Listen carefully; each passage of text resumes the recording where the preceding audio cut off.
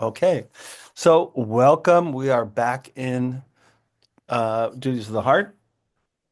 And for those of you who have this edition, either in the full size or the cute edition, we are on page 688, 689, and we are in the Shar Cheshbon HaNefesh, the gate of self-accounting or the gate of self-examination, chapter 3. Oh, I didn't put the link in the chat for the Safaria. So please forgive the far away look in my eyes. That far away look is me actually engaged in doing something. So hold on one second. I'll be right there. I'll put that in the chat for you. Play among yourselves. Uh, oh, okay. While we're waiting, I just want to say I discovered that my Zoom class limit is 2 hours. Please never, ever have a class that's 2 hours because I thought it was Oh, just. yeah, well, my Zoom class limit is 45 minutes, so I that's do Norman, who is like awesome. Even that man has a limit, and it's 2 hours. I just had to. I had a 10-hour class for 2.5 years, 3 days, 3 days a month, eight I to 10 hours. Yep, I it's true. I don't yes, I can't even Horrendous. Norman, I love you, but holy 2 hours. Like, yeah, that was a lot. okay. I don't know what to say about that. That's just crazy. Okay. Wow. No, I can't. Anything more than 45 minutes, I start doing other things. I start checking my email. I start doing other things. 45 minutes about what I feel like a person should be asked to deal with, not much more than that. Um, that I taught hour and a half classes for seventh graders. I think about myself like I can't even imagine why anybody thought that was a good idea. I, for an hour and a half for seventh graders. I mean, seventh graders are squirrely at best. They So just everything devolves. it, Seventh it was it grader, was just it was 40-year-olds, we all devolved on the Zoom classes. I mean, it really turned into bad behavior. it's really bad. Okay, we are on the ninth of 30 exercises, and number 9. He says one should make an accounting with himself or oneself of the different ways of serving God and determine whether he exerts himself in each area with its unique demands to the same degree that he would exert himself in the service of his human sovereign. So it's an interesting point that there, of course, there are different areas of the service of God, right? It's not the one size fits all. There's different kinds of duties, right? There's, of course, the duties of the heart, duties of the limbs, of the body. There's all sorts of different kinds of uh, different kinds of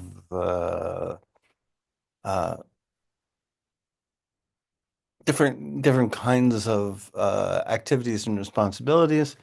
And so the question is, are we are we giving each one of them the kind of energy and skills that they require?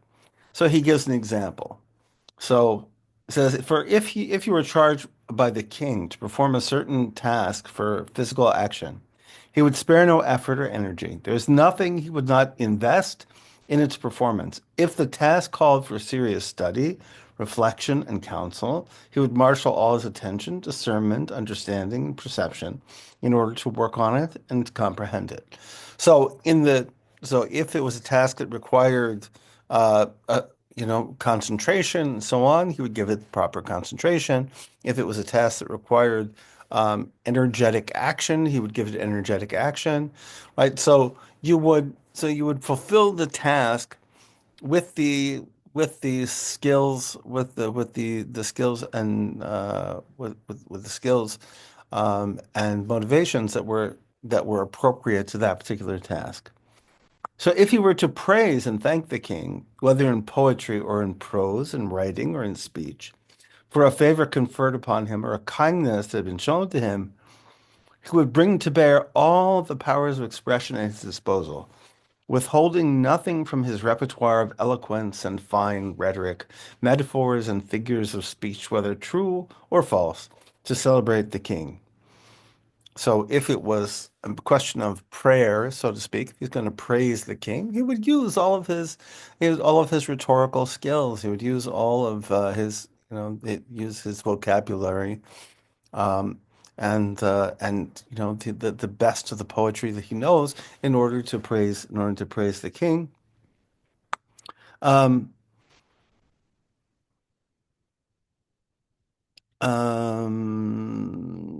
if he were capable of communicating this with all of his limbs, with his, I feel like this is interpretive dance. I see, just on cue, Anna is entering into the room, our interpretive dancer. Okay, so uh, Anna walks in at the interpretive dance moment. So he says, so if in addition to praising God with words, he says you could communicate it with their limbs, with his innermost being and outward appearance. He would do so. If he were capable of galvanizing heaven and earth and all that is in them to thank and praise the king out of his wish to convey to him his good feelings toward him, he would do so. Right? If a person wholeheartedly wanted to praise the king, he would find whatever way was possible to do that. If language was the best way, he would do it that way. If doing it physically, through gesture, um, through bowing, through interpretive dance, whatever it was, that would be the best way. He would use that. This he would do despite the weakness and insignificance of a human being and how swiftly his days end. But he's not going to say, you know what, I'm really not much. I'm not so important. I'm not so, I don't have much to offer. He's not going to do that, right? If you really want to show the gratitude, you're going to do whatever it is that you do, whatever it is that you can. You're not going to sell yourself short by saying, okay, well, what can I do? I'm just a leather bag of pus, blood, urine, and bile. I'm just a little human being in this big world. What can I possibly do? No, no, no. You're going to do everything you possibly can. So any act devoted, so he says, allow me to explain. Oh, no, he says, sorry. Similarly, this is how an intelligent individual, right, this maskil, right, we have this person who has uh, a little bit of brains. Let's see what he calls him. What do he calls his? Sure. Okay. Okay. Intelligent should act in the service of God. May he be exalted in performing any act of service. Allow me to explain. Just as any act devoted to God necessarily belongs to one of three categories. Number one, duties of the heart alone, which we have explained in this book, right? These are things which are which apply to the when we say the course member, the heart in Hebrew, lev, Arabic, qalb. Qalb is like is not just the emotional center, but also the intellectual center, right? It means both the mind and heart as we would normally use it. So we have the duties of the duties of the heart or mind. We have duties of the body and heart, duties of the body and heart together, such as prayer, Torah study, praising and glorifying God, teaching wisdom and joining right, conduct, warning against evil, and the like. All of these things involve both an action and an emotional or intellectual disposition. And third, duties of the limbs alone, in which the heart has no part except for initially directing the act to God, right?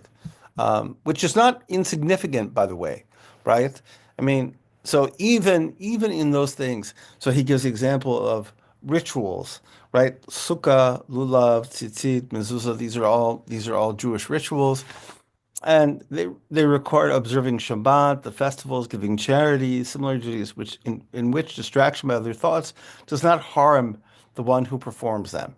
Meaning, if we're giving charity, right? If if you give charity and you happen to be thinking about you're thinking about your breakfast when you're giving charity, it doesn't affect the performance of that commandment, right? I gave the charity, right? And it has its benefit. If I do a ritual, I don't necessarily, well, this is a discussion and an argument, right? About whether or not the performance of a commandment requires specific intention, right? Everybody agrees that it requires an initial intention, right?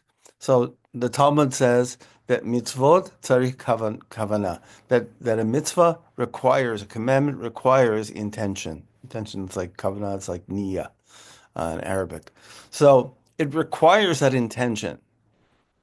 But it requires the initial intention, not necessarily the intention following through. So while I'm doing that thing, right? While I'm doing that thing, um, if it's a physical act, okay, so for example, giving charity, while I'm doing that thing, I don't necessarily have to be thinking, okay, I'm giving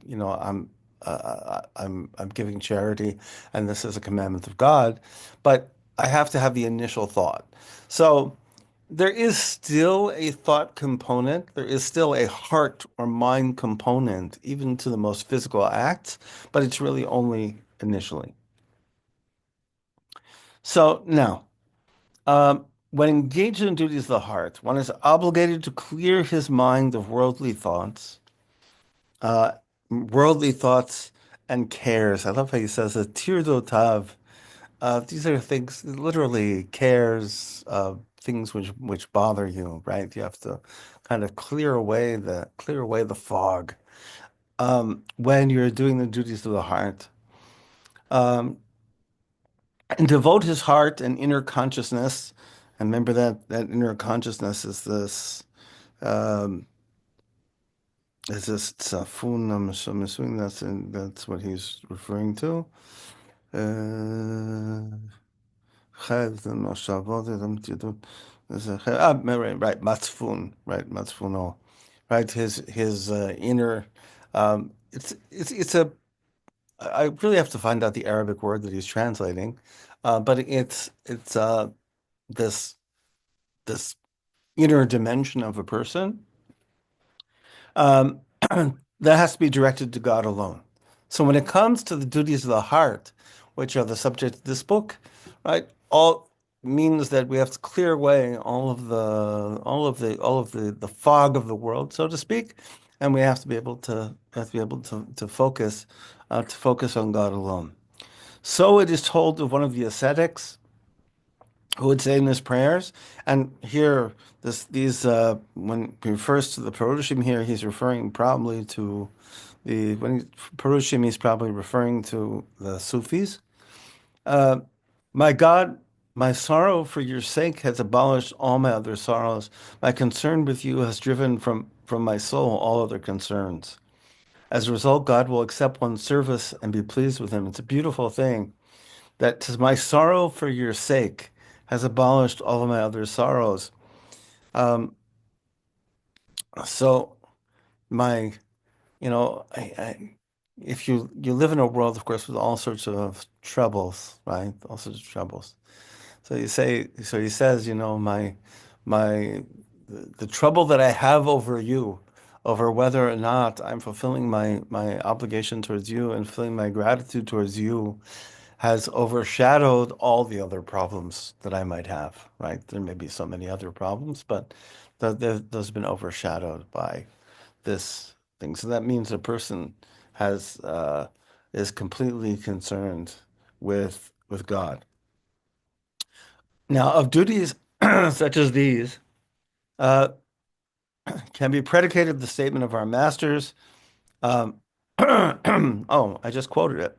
Um, Religious precepts require a directed consciousness. Remember, I just said commandments require kavanah, they require intention, right? So he says that that's what that means. Okay, so when the rabbis say that commandments require this directed intention, this directed consciousness, um, it refers to these, particularly to the duties of the heart. right? That's what they be. So if a person is engaging in one of the duties of the heart and limbs together, such as prayer, offering praise to God. So now a lot of the things that we do, right, require us to use both the body and the mind, right? Now this is very problematic because the body we know um, uh, is is is prone to a lack of mindfulness, right? We have something I guess people call muscle memory. We tend to go on automatic pilot, right? So it's problematic. Things like prayer and Torah study and things like that, which require both the use of the body and the use of the mind and the heart are difficult, right? Present a challenge because while the mind and the body are supposed to be complete, 100% invested, right? The body is trying to go on autopilot, right? The body is trying to go on autopilot. So you have two different forces operating against each other, right? A kind of a force of mindfulness, so to speak, and a force of heedlessness, kind of intention, intention pulling against each other. So he says, so in such a case like this, he may be exalted. He should free himself from worldly and other worldly activities, clear his mind of all thoughts that would distract him from the essence of prayer. Oh, that's all.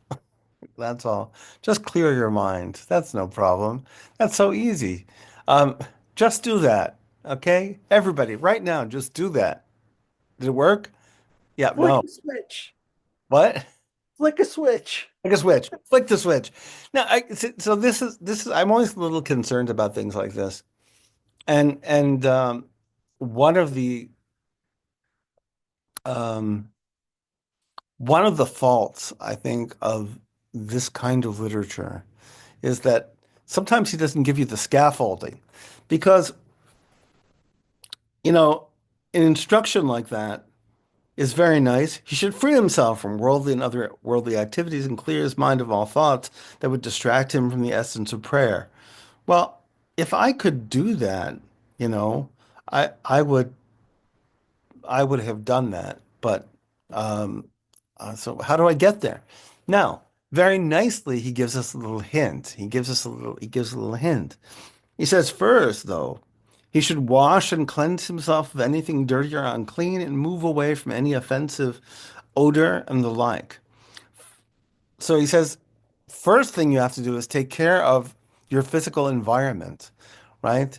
You should make yourself nice and clean, right? Wash up before you pray, right? Make sure that your body is nice and clean, right? And make sure that you're in a place that smells good, right? Doesn't smell bad because that's very disturbing, right? We don't pray near something which stinks. So, you want to make sure that you're far away from the tannery, or from the Roman bathroom. Um, those you want to be, keep far away from those. Okay.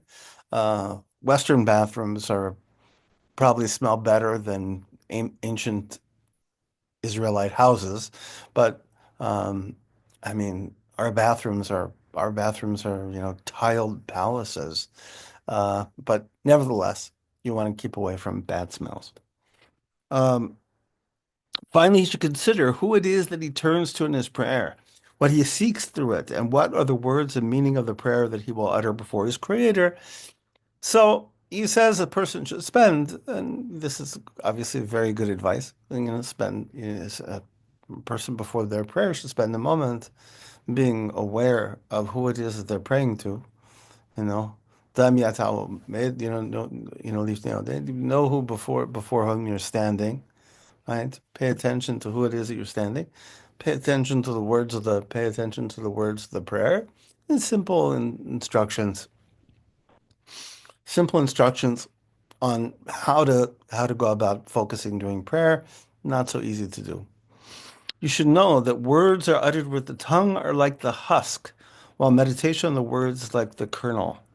So, like everything, like all actions, right? Even speech has an inside and an outside. So we have the we have the words themselves, the sounds, which are like the husk, right? They're the rough outside of something, and then we have what's deep inside, where we have what's inside the kernel, right? The essence, which is with the essence of the thing which is inside. And so we should know that the external part, the words themselves, those are the outside, and then really it's the meaning and understanding which is the inside, and therefore the more important point. So the kavanah, the intention, the meditation that you do on the words, is the essence. The recital of the prayer is like the body. Okay, while the meditation, while meditation or the intention is like the soul.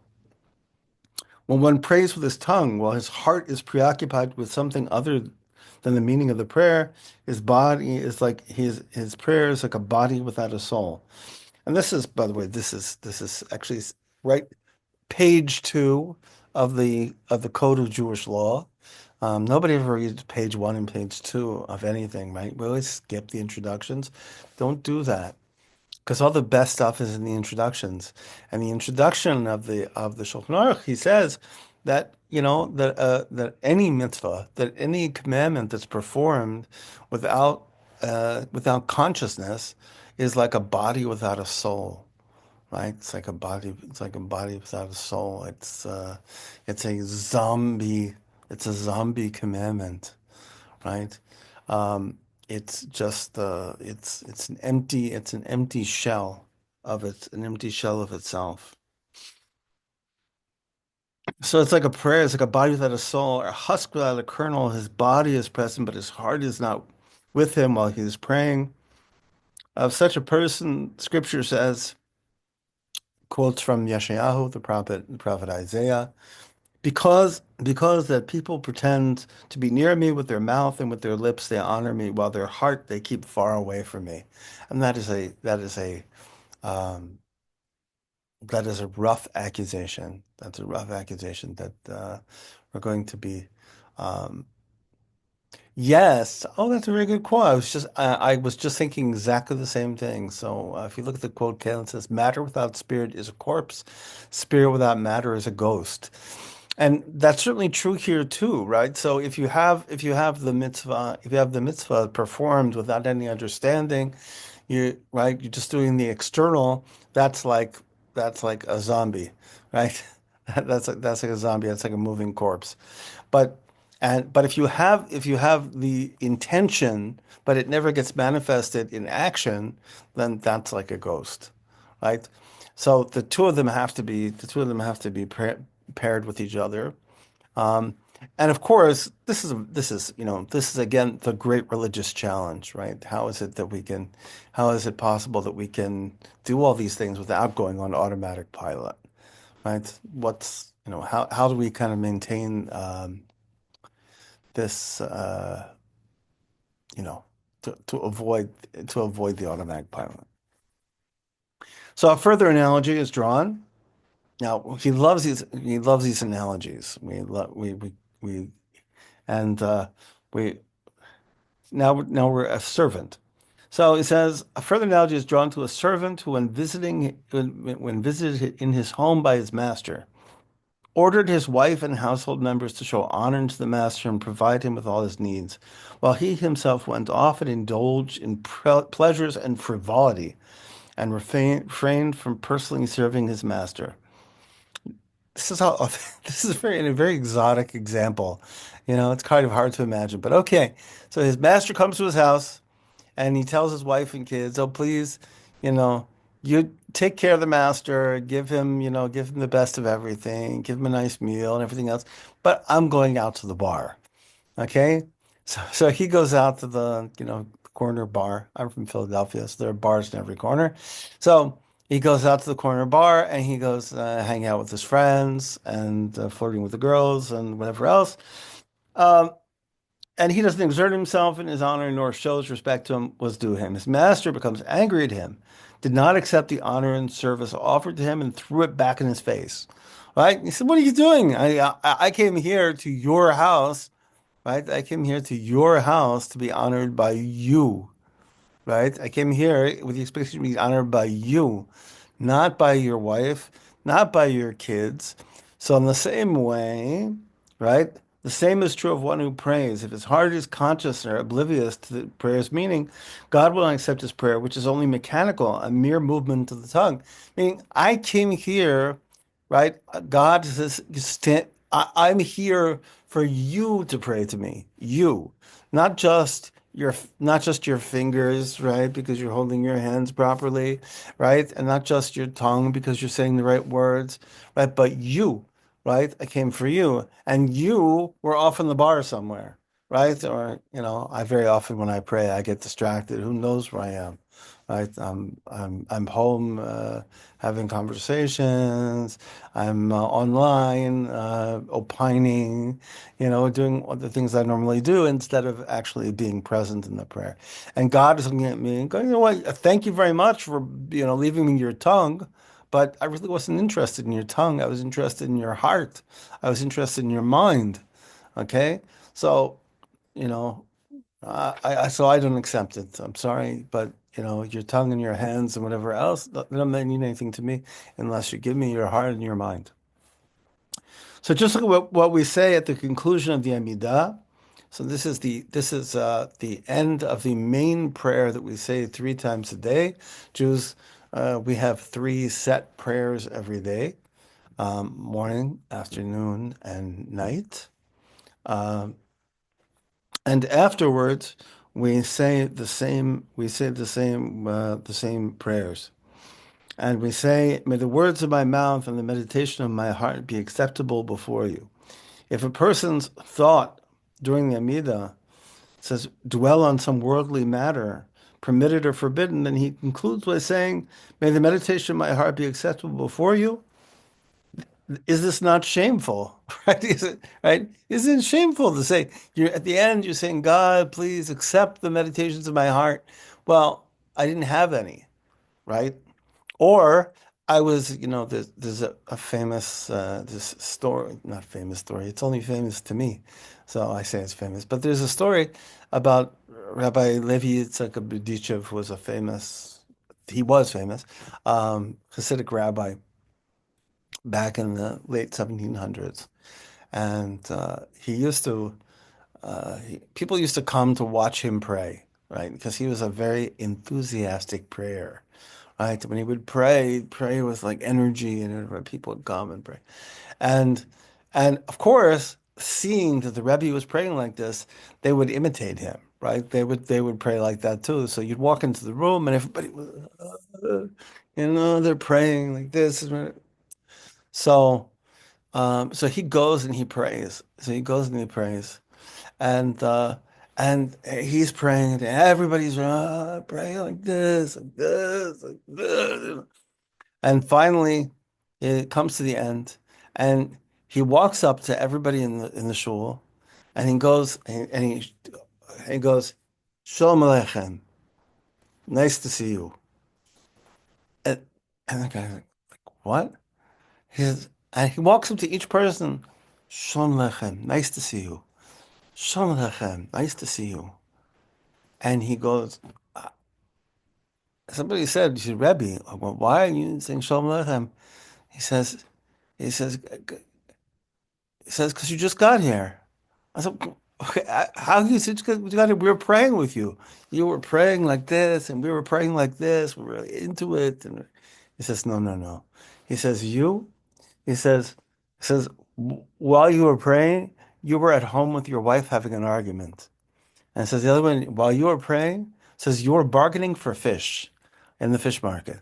And you, while you were praying, and to each person, he told them exactly what it was that they were doing while they were praying, while they were praying. So, um, so really, this can just be something which is completely mechanical, right? The person is. So how can you say, please, God, accept the meditation of my heart, when the meditation of my heart was on was on having rehearsing the argument that I had with my spouse? Or how can it be that I could say, please accept the meditation of my heart when I was thinking about, thinking about the price of eggs in Giant, or that's our supermarket. Um, or or I was thinking about whatever political thing I was thinking about. So it says, not is not shameful to claim to have communed with God in his heart and in inmost being when he was actually distracted. How can I say that I had, right? How can I say that I had meditation of my heart? How can I say that I had thoughts about God when I was distracted? When he asked God to accept the prayer and be pleased with it, he is like one who said, as if there were people that had acted righteously and that they desired closeness to God. It's as if, right? I'm saying, okay, please accept please accept my having done nothing really, right? Please accept my complete disregard, right? And that's very often, unfortunately, that's very often our situation. Now there are some, there are remedies, right? And he mentioned some of the remedies, right? Clean yourself off, put yourself in a place that smells, not just doesn't smell bad. I would say smells good because smell is that scent is the most elevated of the human senses. And a good smell can carry you to nice places. So you should smell something which is good, um, and to spend some time focusing your prayer on who it is that you're addressing, and taking the appropriate time to prepare yourself. Um, but it's important to make sure that you pay attention to it. So our sages of blessed memory said, this is a quote from whenever he says. Uh, Chachamim Zachenu Levracha, our sages of blessed memory, is referring to the Talmud. One should gauge himself. If he is capable of concentrating, he should pray. If not, he should not pray. Now, you know, this is one of those things where, so I'll rant on this for a second. So the Talmud says very clearly what I just said. If you find you can pray, pray. If you can't pray, don't pray. Okay, that's what it says. That's what it says. Um, Now, when the rabbis look at that further, they get nervous and they think, well, wait a second, like, what happens if you're like chronically distractible? Like, that means you're never going to pray. And that doesn't sound acceptable. And the idea is that, okay, let's say, for example, let's say I have a bad day today. I wake up in the morning, I'm in a horrible mood. I don't feel well, right? I had that the other day, right? I didn't feel well. And I say, I am in no condition to pray. I know that I'm going to have zero kavanah. I'm going to have zero intention. I'm not going to be able to do this right. I know it. So according to this, I should be able to say, you know what, today I'm not going to pray. Okay, this morning I'm not going to pray because there's no point. Now, rabbis looked at that and said, but wait a second. So what's the solution? The solution is I'll pray later when I recover myself. But then they said, well, am I am I sure that I'm going to pray better later? No, not necessarily, right? Not necessarily. Maybe I won't, right? Maybe I won't pray better later. Maybe it'll be exactly the same. So should I miss my prayer should I miss my prayer, or should I just do it? So the majority opinion, right? So as the law developed, the majority opinion was, no, you should pray, even if you know that you're not going to have, even if it's possible and likely and almost for sure that you're not going to have the proper concentration, you should still pray. But that is not what he's saying here. He's saying here, you know, he says, you don't want to lie to God, right? I don't want to say at the end of my prayer, God, please accept my intention, my meditation, my focus when I didn't have meditation. I didn't have focus. I didn't know what I was saying.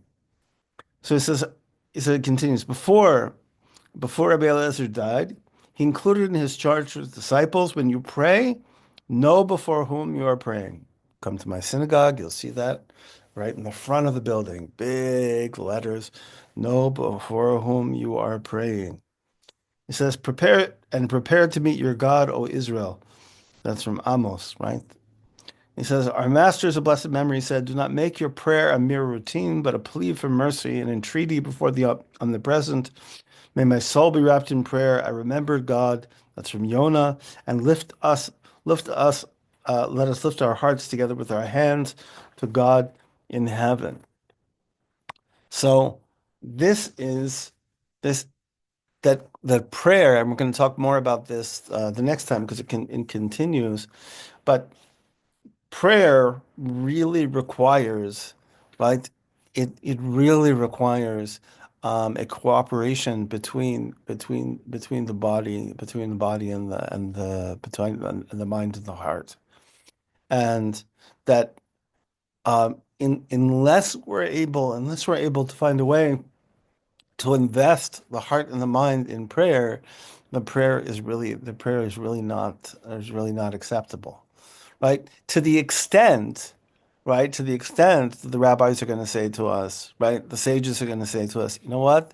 If you can't really pray, don't pray, because that's really a lie, right? If I'm gonna step back from my prayer and say, please accept this, like, it's like asking somebody, it's like preparing no meal, right? That taking an empty plate and putting it before somebody and say, please accept this, my delicious dinner. Well, I didn't make a delicious dinner. I made you nothing, right? I prepared nothing for you, right? And I'm asking you to accept it as if I did. So, um, so we'll talk more next time. We'll talk more about prayer, which is really actually it's a beautiful piece about prayer and about what prayer should be like, and it's quite extensive. And then he talks about the more about those duties of the body, and that's also very interesting. So we'll continue.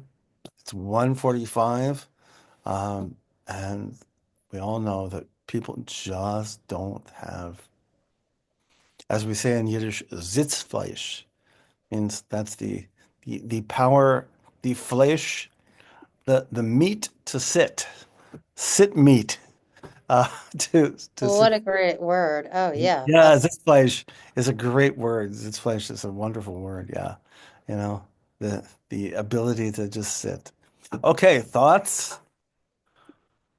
Rabbi Benjamin Blech used to teach us that sometimes you can start to pray not being into it, but the act of praying, it helps you get into that mood. And he said the trick is you never know when that's going to happen. So you have to pray every day because you don't know which day it is that it's going to kick in. So that's another perspective. Yeah, and I hear that. I hear that. And there is, I used to have an old car, and the starter on the car didn't work, right? So the way that you had to start the car is you had to push it, and like you push the car down a hill, and somehow or another, magically the car would start, And so sometimes it is like that, right? You kind of get it started, and all of a sudden it kicks in. You go, oh, okay, that's nice. So yeah, there is something like that. Execution breeds the only semi-relevant. If you're executing, it's supposed to breed motivation. Working on that. So maybe for the car, you know, you pushed it, it didn't want to go. It got Uh, motivated to go. yeah. So There's a nice comment in the chat. You know, so the translation of the word, okay, so the translation of the word prayer here, um, first of all, the Jewish word for prayer, okay, tefillah is a weird word because it has no verb, okay? Nathan's face is looking. What's the verb for tefillah? Tafal? L- Palel? What are you looking for? What's the root? Ah, Pei Lamed Lamed. Yeah. Yeah, so is it anywhere else? Yes, it's something about judgment, and it's something that I have wanted to go into for a long time. Yeah, it's a strange it's a strange leap. It's a strange leap. And it's not clear. So there's questions about whether or not it's like originally Aramaic or whether it's actually Hebrew. Um, and the word that's used for set prayers, right, in Aramaic is salat, right? Salat, which is the same word as the Arabic salat, right? The same for the set prayers. So um, and the word that we use in Yiddish for prayer, right, davening, comes from the Arabic dua, which is somehow through the Ottoman Empire. So bottom line is, you're quite right that there's many different things that we kind of refer to as prayer, and I would say that the set prayers are the set prayers are not prayer in the sense that most Christians, for example, would say are prayers. Dua is probably closer to that, and we also have prayers which are closer to that.